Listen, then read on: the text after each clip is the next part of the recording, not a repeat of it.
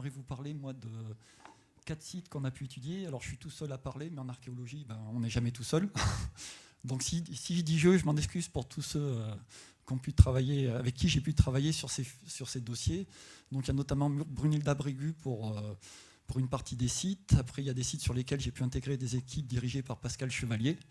Donc, et Soxilange, où là, il y a un grand nombre de chercheurs qui travaillent dessus, où j'ai pu m'intégrer dans ces différentes équipes. Donc, je vais essayer de vous présenter. Or, à travers les sites, c'est vrai que chaque fois qu'on intervient sur un site, on utilise systématiquement un scanner 3D et de la photogrammétrie 3D. Pas parce que c'est des nouvelles technologies, mais en même temps, ça permet des acquisitions rapides, fiables, précises, sur des monuments qui sont susceptibles de disparaître. Donc, on a une sauvegarde numérique de quelque chose qui peut disparaître. Et ce matin, Arlette Maquet vous a parlé du cas de Soxilange. Et là, cet outil est assez indispensable sur des sites comme celui-là, puisqu'une partie des vestiges se trouve chez des particuliers. Et le seul moyen de les faire sortir et d'échanger ce qu'on peut interpréter, c'est d'y aller avec un scanner pour sortir des images. Et là, notamment, je voulais vous montrer, parce qu'elle a terminé sa présentation en vous parlant de la polychromie des pierres de Soxilange. Et ben voilà le réfectoire 12e, et en partie modifié, mais voilà les pierres employées et la polychromie de ces matériaux caractéristiques de la construction du 12e.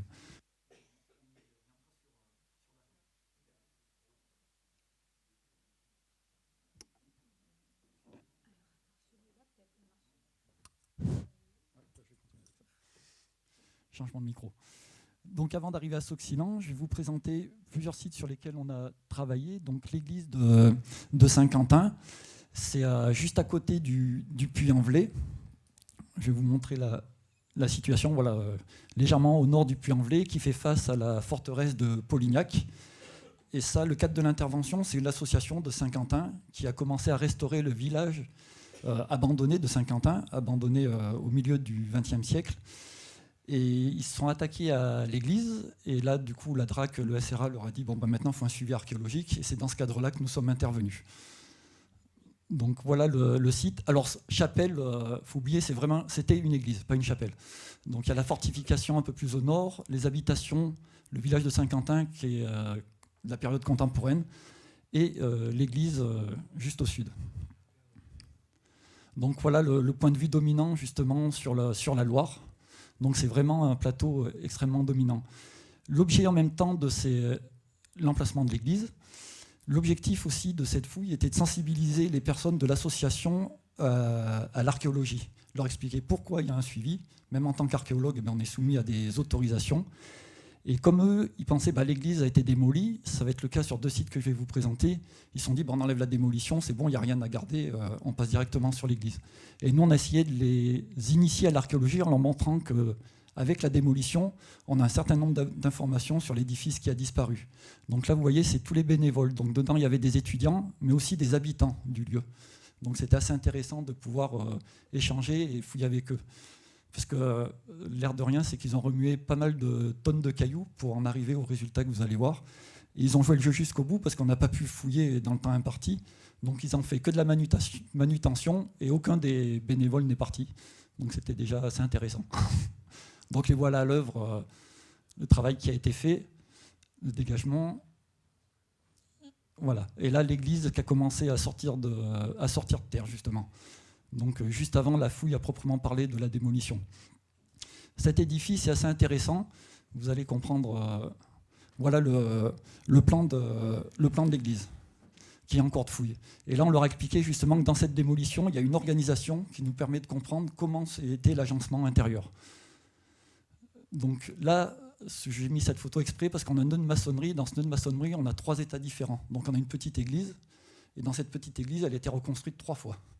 Donc ça, c'est intéressant pour un site aussi de petite dimension. Les remploi dans la démolition, c'est une démolition vraiment organisée. On retrouve des éléments de claveaux de l'arc qui se situait à l'entrée de la travée droite de chœur, donc avec des décors géométriques et colorés. Voilà, je vous montre une partie des vestiges retrouvés, donc une grande quantité d'enduits peints. Pareil, au niveau de l'organisation, tous ces enduits peints se situent entre la travée droite du chœur et le chœur. Dans la nef, on a un enduit blanc. Donc on a vraiment une distinction des espaces et d'une par l'architecture, et en même temps par la polychromie du traitement. Et ça, on les a sensibilisés à ça, parce que si la démolition avait été enlevée, jamais on n'aurait pu comprendre cet aspect-là, puisqu'il ne reste plus aucun enduit peint présent sur les maçonneries. Donc on a pareil des graffitis, donc ça pourrait intéresser certaines personnes. Je penserai à Kevin ici présent. Donc, l'autre élément intéressant qui a été trouvé, et c'est là-dessus que cette église a pris, parce qu'on est sur un édifice roman, on va dire, et quand on a commencé à travailler sur les maçonneries, on a pu voir ces différents états, et dans ces remplois, on a vu ces fragments de tégulés qui sont pris dans la maçonnerie, dans la construction de la maçonnerie. Donc on en a tout on en a un paquet là, mais c'est pour montrer ce type de tégulé, qui est assez intéressant. Je passe vite, c'est pour tenir dans les temps en même temps. Les carreaux de tomate d'un sol, bon, ça, voilà. Des ogives qui ont été trouvées dans la travée droite du chœur. Ça, c'est ce qui a pu être prélevé par l'association quand ils ont creusé. Donc on leur a demandé l'emplacement exact pour pouvoir réaliser ça. Et là, on est sur les maisons, donc le village de Saint-Quentin, qui est du 19e siècle. On retrouve des éléments. Bon, là, ici, on a le fût d'une colonne. On a un chapiteau qui est remployé. Là, on a tous les claveaux d'arc qui proviennent de l'église. Donc, il y a un grand nombre de remplois. Donc, voilà l'église avec un enregistrement archéologique avec tous ces numéros. On a distingué chacun des espaces. Et sur ce plan, à partir de là, on a commencé à travailler sur le phasage. Donc, on a travaillé aussi sur les matériaux. Donc, on a du granit, on a des scories, on a de la phonolite, on a de la brèche, de l'arcose, de 3 carrières différentes, dont une qui n'est pas déterminée. Et parmi ces matériaux, justement, c'est là où on arrive à voir qu'il y a des matériaux qui proviennent d'une construction plus ancienne, qui ont été réemployés dans la nouvelle construction. Après, on a vraiment travaillé pour le moment en chronologie relative, parce qu'on devait fouiller pour terminer cette étude. Donc nous, pour le moment, on n'a pas posé de date. Voilà, vu en plan, le nœud de maçonnerie. Vous voyez ce mortier plus brun qui est enchâssé entre un mur qu'on voit au-dessus. Le deuxième mur plus en bas, c'est de l'épièrement pour cultiver le champ à côté. Et là, c'est cette maçonnerie-là qui est la plus ancienne. Et là où c'est intéressant, si vous regardez plus à l'est, c'est ce décrochement qu'on arrive à suivre dans le dallage, qui est en fait une maçonnerie. Or, on n'a pas fouillé, hein. On a juste fait un tout petit sondage en bas, c'était pour voir si on était bien sur une maçonnerie. On est bien sur l'élévation d'un mur, qui potentiellement, enfin vous allez voir l'interprétation que nous on en fait en tout cas. Donc on revient sur ce nœud de maçonnerie, qui marque un décrochement. Tel que vous voyez le plan ici, c'est l'édifice tel qu'il était parvenu, parce qu'il était détruit, il est tombé en ruine au 19e siècle. Enfin, l'église était toujours utilisée au 19e. On a même un dernier enduit qui est un enduit de plâtre grisé, donc assez, relativement récent par rapport à ce qu'on a pu voir. Et par rapport à la construction plus ancienne, voilà ce qu'on peut restituer. Le mur que vous voyez au-dessus, le décrochement, on arrive à restituer une église comme celle-là. Après, il a été la question de dater cette église. On a des tégulés, on a des remplois moulurés justement. Le problème, c'est que c'est très large. On va partir de la fin de l'Antiquité presque jusqu'au XIIe siècle, même pour les tégulés. Mais cette typologie-là nous ferait penser qu'on serait sur une ancienne église. Au début, on était parti sur les remplois d'une construction antique.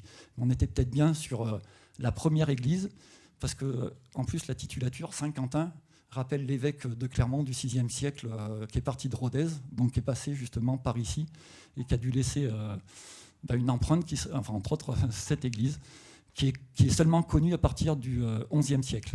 Mais antérieurement, on devait avoir ce premier édifice. Alors là où il est intéressant, c'est qu'on domine la vallée, on fait face à Polignac. C'est sur l'occupation justement des territoires et l'implantation des églises avec un site castral. Donc, et là-dessus, il y a des thèses, notamment les dernières avec Damien Martinez, justement, qui travaille sur ces implantations plus anciennes. Alors, notre travail là-dessus, pour le moment, il s'est arrêté là. On a d'autres hypothèses, mais que je ne vais pas développer ici, sinon on est parti pour longtemps. Donc, ce qu'il faut comprendre, c'est qu'on a travaillé sur ces sites, modélisation 3D pour en garder une sauvegarde numérique, parce que cet édifice se dégrade de plus en plus, et en même temps sensibiliser les personnes à l'archéologie pour qu'ils comprennent pourquoi on fouille, de quelle façon on fouille, et de ne plus détruire les démolitions. Même si ce sont des démolitions, elles apportent un grand nombre d'informations. Donc voilà la vue de Polignac depuis le haut, on voit qu'on est sur un espace dominant, et la nuit c'est fabuleux, parce que maintenant avec les lumières on arrive à voir qu'on a un panorama à 360 degrés. Donc l'occupation ancienne, et là depuis Polignac, Saint-Quentin qui est juste au-dessus. sur le même principe. Donc ça, c'est une étude. Moissat, Saint-Lomère de Moissat, pareil, c'est une association qui est chez un particulier, qui un jour, avec une pelle, ils ont décidé de creuser parce qu'ils avaient trouvé des maçonneries et ils ont dégagé une crypte. Donc la réflexion était la même, c'est de la démolition. Donc on va dire, on peut y aller franchement, on peut tout enlever. Et nous, on a essayé de leur montrer, pareil, ils ont joué le jeu jusqu'à un certain point, on a essayé de leur montrer que dans cette démolition, on a une organisation. Et l'étude qu'ils faisaient, eux, se basait essentiellement sur des textes du XVIIIe siècle. Et de vouloir coller des textes de la période moderne sur une construction médiévale, ça entraîne énormément d'erreurs. Donc l'archéologie, c'est une discipline, l'histoire en est une autre, et ne pas essayer de faire coller les uns avec les autres, mais plutôt les rendre complémentaires. C'était l'objectif de ce travail. Donc la maison du particulier que vous voyez en bas, c'est tout simplement l'avant-nef de l'église romane. Donc, et c'est une avant-nef telle qu'on peut la retrouver à Issoire, Notre-Dame-du-Port, Orcival. On est dans la même type d'architecture. Le village renferme un très grand nombre de remploi. Donc vous vous promenez, il y a les passages de roues des granges qui sont les anciens grands chapiteaux de l'église romane. Il y a des morceaux d'ogives qui traînent un peu partout. Il y a au sommet du toit, vous voyez le chapiteau à l'envers. Et ça, il y en a, mais alors là, c'est juste quelques photos, mais il y en a partout. Vous prenez un mur, les murs en pierre sèche, vous en avez un nombre... un grand nombre, un très grand nombre. Donc ça, c'est intéressant. Donc voilà le site tout en haut avec la maison au centre, le plan qu'on a pu dresser. Alors là, ça a été pour moi les premiers essais avec le scanner 3D. Donc ce qui a permis de dresser un plan, parce qu'encore une fois, on est chez un particulier, on est en temps limité avec très peu de moyens. Donc c'était le but de relever un maximum d'informations avant qu'on remblait complètement cette crypte. Et vous allez voir que cette crypte, elle a un grand intérêt. Donc la crypte romane qui était dégagée, vous voyez la démolition, des piles encore en place, complètement enterrées, et vous voyez on a le collage entre deux maçonneries, enfin une fois nettoyé, on voit ce collage entre deux maçonneries. Je vais vous montrer après, un peu plus après. Au passage, une petite burette, éventuellement pour le vin de messe, et avec une foune fine, et non pas à la pelle mécanique, mais à la pioche. C'est ce que je dis, sur un sol qui fait quasiment 5 mm d'épaisseur, donc extrêmement fin. Voilà, on a retrouvé des vestiges qui étaient assez érodés. C'est des fragments de reliquaires, en tout cas qu'on pourrait au moins dater du 9e, voire plus ancien. On a des personnages filiformes. On a vous voyez, on a 3 personnages sur un piédestal. Dessous, pareil, on en a 3 autres avec un nimbe. Là, on peut supposer on peut en imaginer 6 autres à côté. On peut penser que ça peut être les apôtres. Et si on restitue un peu le reliquaire, voilà ce qu'il pourrait donner. Donc si cette mise au jour de la crypte avait été faite dans les règles de l'art, on aurait pu fouiller l'ensemble et peut-être retrouver d'autres éléments du fragment reliquaire et surtout comprendre cette démolition qui donnait aussi une organisation liturgique avec un sol percé d'un oculus. On savait que les frères chantaient dans la crypte et les frères au niveau supérieur leur répondaient par un autre chant. Et ça, dans la stratigraphie, on arrive à voir tout ce dispositif avec les circulations. Donc c'est en ça qu'on a essayé, pareil, encore une fois, de sensibiliser les personnes pour dire que la démolition, comme des sépultures en vrac, ça peut être en vrac, ça peut paraître désorganisé, mais dans cette désorganisation, on arrive à en retirer énormément d'informations. Et si elle est perdue, on ne peut pas restituer des éléments de cette église, et les textes de la période moderne là, interviendraient et rendraient difficile de restituer cet édifice. Et voilà la crypte restituée avec les sens de circulation. Les frères montaient vers les 2 petits supports de piles, c'était l'emplacement de l'autel, montaient devant l'autel et ressortaient sur l'autre côté. Ça, c'est des textes qui le mentionnent. Et on arrive à le voir dans la fouille du sol. Les titres, on arrive à voir le creusement, le niveau de circulation justement dans le sol. Donc on arrive à voir vraiment ce passage, cette circulation qu'on retrouve marquée dans le sol. Donc là, on est plutôt au 12e. Et justement, entre la maçonnerie de la crypte intérieure et cette maçonnerie très très large, parce qu'on a étendu le sondage pour voir la maçonnerie, on a un vide où dedans on a une grande quantité d'enduit peint, antérieur au XIIe siècle. Et du coup, ce qu'on a vu, c'est qu'une fois qu'on cache la maçonnerie, on revoit se dessiner une abside, voilà, semi-circulaire. Et alors là, on a décidé de faire intervenir le laboratoire Magma et Volcan, donc à Gradarsol. Ça a permis de faire un stage pour les étudiants de Magma et Volcan. Et ils sont venus 2 jours, on a fait 2 sessions. Et du coup, vous voyez, un radar sol, pour les personnes qui demandaient ce que c'était un radar sol. Voilà, pour ce radar-là, c'est la petite caisse rouge qu'on tire derrière le chariot. Et on a fait extraire des coupes à différents niveaux. Alors on a de la chance parce que c'est un sol argileux, et normalement le radar sol, passe très mal sur le sol argileux. Mais sur toutes les couches du dessus, les maçonneries sont assez bien conservées pour permettre de retrouver cette église de Moissat. Donc tout ce qui est en rouge, oui, ce sont les murs de l'église du XIIe siècle. Et plus on descend dans le sol, au niveau à l'est, cette maçonnerie a tendance à disparaître, et plutôt ce qui est au sud, donc sur le bas pour vous, on a un élargissement de cette maçonnerie qui commence à apparaître, et petit à petit qui se dessine clairement à l'intérieur de l'église du XIIe siècle. Une fois qu'on a travaillé là-dessus, on arrive à restituer l'église du XIIe avec l'abside sans aucun problème. Les textes du XVIIe mentionnent des chapelles, donc on avait tendance à restituer cette église telle que l'église d'Issoire notamment, avec un chevet à chapelle rayonnante, ce qui n'est pas du tout le cas. Des chapelles, ça peut être un simple autel placé, et dans les textes modernes, on va dire que c'est une chapelle, alors qu'au niveau de l'architecture, ça ne se retranscrit pas. Notamment au niveau des bras du transept, on dit qu'il y a une chapelle. Sur les vestiges en élévation, il n'y a aucun arrachement d'une chapelle. Le radar sol n'a rien donné. Donc si on se base sur les données factuelles, il n'existe pas ces chapelles rayonnantes. Et là, ça rend les choses intéressantes parce que la crypte a un mode de construction qui rappelle plutôt la fin du XIe siècle. Ce chevet-là, tel qu'il est représenté pour la fin du XIe, ça irait très bien, d'autant que ça serait, à part qu'il serait beaucoup plus développé à Sauxillanges, c'est le chevet qu'on retrouverait à Sauxillanges, justement, une grande abside centrale. Et si vous regardez le mur Goutreau au nord, il fait un V, et ce V est lié à la présence de l'église antérieure. Voilà l'église telle que le radar sol permet de la restituer. Parce que dans l'ordre de construction, on a commencé par la reconstruction du chœur, l'endroit le plus sacré, et après on a agrandi la nef.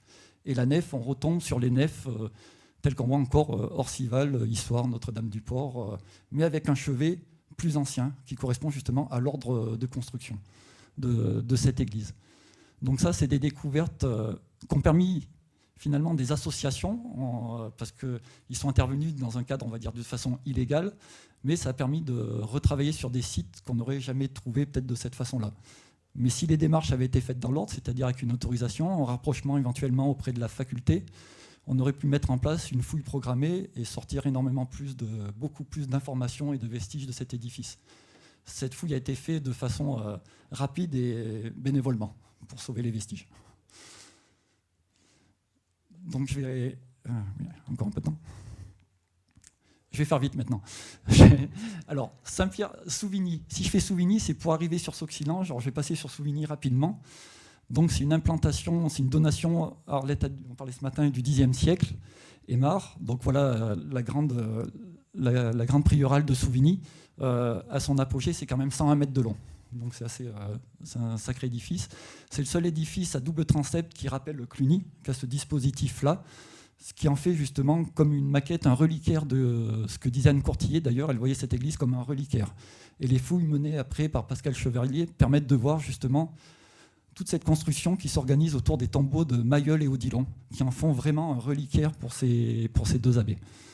Donc voilà sur les vestiges. En haut à gauche, c'est la Galilée, l'avant-nef en milieu clunisien. Les deux transepts qui se voient très bien depuis le cloître, en bas à droite. Les fouilles ici menées avec un fossé d'une ancienne délimitation parcellaire et surtout tous les anciens sarcophages monoxyles qui ont pu être sortis, qui datent du milieu du Xe siècle. Et tous ces sarcophages s'organisent autour d'une maçonnerie qui est l'église carolingienne, avec des vestiges du bâtiment carolingien qui a permis d'accueillir les premiers moines qui sont venus s'implanter sur ce site. Cette église a été construite avant l'arrivée des moines. C'est une façon pour Aymar, la famille qui voulait se réapproprier les terres que leur ancêtre avait données aux moines. En tout cas, c'est une des interprétations. Cette construction permet de se réapproprier un territoire. Après, ils ont été forcés de le redonner à Cluny. Et les moines qui sont venus ont utilisé cette première église et ce bâtiment carolingien qui est en bas à gauche et qui a servi d'ailleurs, qui organise tout le carré claustral par la suite, sur toutes les périodes. Alors, rapidement, parce que je vais passer vite, ça c'est une partie des vestiges du mur de la villa carolingienne en haut. On a pu les dater par rapport avec des fours à chaux qui viennent s'appuyer dessus, dont la date est de 950. Donc on a une chronologie vraiment établie par C14. Donc je passe relativement vite. Vous voyez l'évolution. En haut à droite, c'est l'église de Mayol, l'agrandissement de la nef. Odilon qui l'agrandit avec ce chœur caractéristique. Et la longueur de la nef d'Odilon avec le chœur correspond, je dirais presque à 50 cm près, à celui de l'église qu'on peut restituer à Sauxillanges. Donc, hormis que le chœur est peint, enfin on ne sait pas, on va voir si on peut, la Galilée. Donc là, c'est les agrandissements avec la Galilée dans le dernier quart du XIe siècle. Et ce mode de construction, c'est celui qu'on retrouve à Moissat pour la crypte, justement. C'est là où tous ces sites permettent de les mettre en lien. Les agrandissements avec les bas-côtés. Je passe vite pour terminer sur Sauxillanges. Et quand vous voyez cette évolution sur le chantier pour arriver à l'édifice roman tel qu'on le voit, on est quasiment sur 150 ans de travaux. C'est pour vous dire que cette église, c'est un chantier permanent. Donc il pose la question comment les moines s'organisent maintenant pour la liturgie. Saint-Lomère, Saint-Pierre de Souvigny pour l'implantation. Première église, vous voyez, deux sites avec une même église dans lesquels viennent s'installer les premiers moines. Sauxillanges pour finir, donc là, il y a un travail qui est fait pour l'inscription au patrimoine mondial de l'UNESCO, ce qui a entraîné un partenariat, donc je saute vite avec énormément d'intervenants, avec le lycée polyvalent Pierre-Joël Bonté. Et le 7 et le 14 novembre, on va réaliser ils vont venir avec 2 radars, donc parce qu'ils ont du matériel, 2 scanners et drones, pour étudier le Sauxillanges. Parce que Sauxillanges fossilise là, vous voyez, on est dans le prieuré de Sauxillanges. Souvigny, on a l'église, on n'a quasiment plus les bâtiments monastiques. Sauxillanges, on a tous les bâtiments monastiques. Et quand je dis tout, on a vraiment quasiment l'intégralité. Et l'église qui est un peu moins lisible. Donc voilà Sauxillanges. Voilà, alors, c'est juste des captures d'écran ici. Donc c'est pas très beau. En haut, c'est ce que Arlette Maquet, on ne peut plus y aller. C'est des particuliers. Pour ma part, moi, ils m'ont laissé rentrer parce que en fait, je m'appelle Fiocchi et elle adore la Toscane. Donc j'ai pu rentrer et en faire le relevé. Donc j'ai autorisé à rentrer chez eux pour 3 jours. Donc j'ai pris un scan et j'ai scanné tout ce que je pouvais faire en 3 jours. Et c'est une chance, du coup, j'ai la chance pour le coup de m'appeler Fiocchi finalement. Ce qui m'a permis de rentrer et de garder toujours des bons contacts, mais ils ne veulent plus rendre visible parce que les gens viennent, c'est leur habitation, ils ne veulent pas que les gens viennent toujours voir ce qu'il y a. Et l'avantage du scan, c'est pouvoir partager avec d'autres personnes, d'autres chercheurs, les vestiges de cette construction qui n'est plus visible du tout. Enfin, le jour où ça sera en vente, et ben voilà. Et en bas, c'est le dortoir, c'est le mur est du dortoir, avec un potentiel avec une puissance stratide quasiment de un peu plus de 1,50 m, voire 2 mètres. Donc si on devait fouiller, il y a de fortes chances qu'on trouve énormément de choses. Voilà, dans une autre des caves, un portail pareil chez des particuliers. Donc quand je vous dis que et ça c'est les travaux de Christophe Vezon qui ont vraiment mis même si ça avait été étudié par d'autres personnes, mais il a vraiment ressorti ce monastère des murs. Donc, et après il a invité énormément de monde pour venir voir tout ça. Et voilà de la façon dont on peut restituer. Et cette église à gauche qui est en bleu, le plan peut paraître allongé et quand on superpose, c'est pour ça que je vous ai montré Souvigny avec Sauxillanges, on a exactement les mêmes dimensions. On a les mêmes spécificités, c'est-à-dire qu'un cloître qui ne se colle pas contre le mur Goutreau, mais qui est séparé du mur Goutreau par un bâtiment qu'on avait retrouvé en fouillant Souvigny, mais qui peut se lire ici dans le plan cadastral. Voilà, j'ai essayé de boucler assez vite toute cette présentation, mais c'est pour vous montrer les travaux qu'on peut mener tout en faisant de la formation pour des étudiants et initier aussi des personnes à l'archéologie. Je vous remercie.